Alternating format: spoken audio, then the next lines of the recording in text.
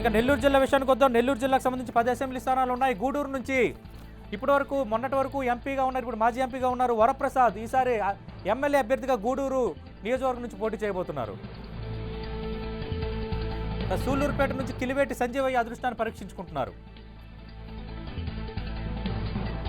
ఇక ఉదయగిరి నుంచి మేకపాటి చంద్రశేఖర్ రెడ్డి, మేకపాటి రాజమోహన్ రెడ్డి సోదరుడు ఈయన ఉదయగిరి నుంచి వైసీపీ అభ్యర్థిగా రంగంలో ఉండబోతున్నారు. మేకపాటి గౌతమ్ రెడ్డి, మేకపాటి రాజమోహన్ రెడ్డి తనయుడు, ఆత్మకూరు నుంచి ఎమ్మెల్యే అభ్యర్థిగా రంగంలో ఉన్నారు.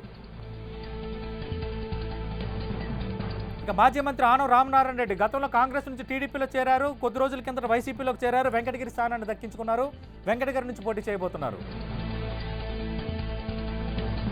ఇక కాకాని గోవర్ధన్ రెడ్డి నెల్లూరు జిల్లా అధ్యక్షుడు కూడా పనిచేశారు వైసీపీకి, సిట్టింగ్ ఎమ్మెల్యేగా ఉన్నారు, సర్వేపల్లి నుంచి తిరిగి రంగంలో ఉండబోతున్నారు.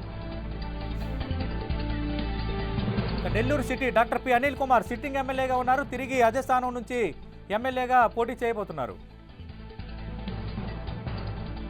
ఇక కోవూరు నుంచి నల్లపురెడ్డి ప్రసన్న కుమార్ రెడ్డి తన అదృష్టాన్ని పరీక్షించుకుంటున్నారు.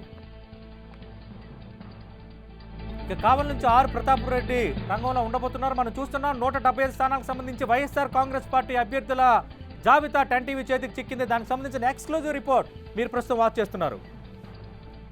నెల్లూరు రూరల్లో సిట్టింగ్ ఎమ్మెల్యేగా ఉన్న కోటంరెడ్డి శ్రీధర్ రెడ్డి రంగంలో ఉండబోతున్నారు.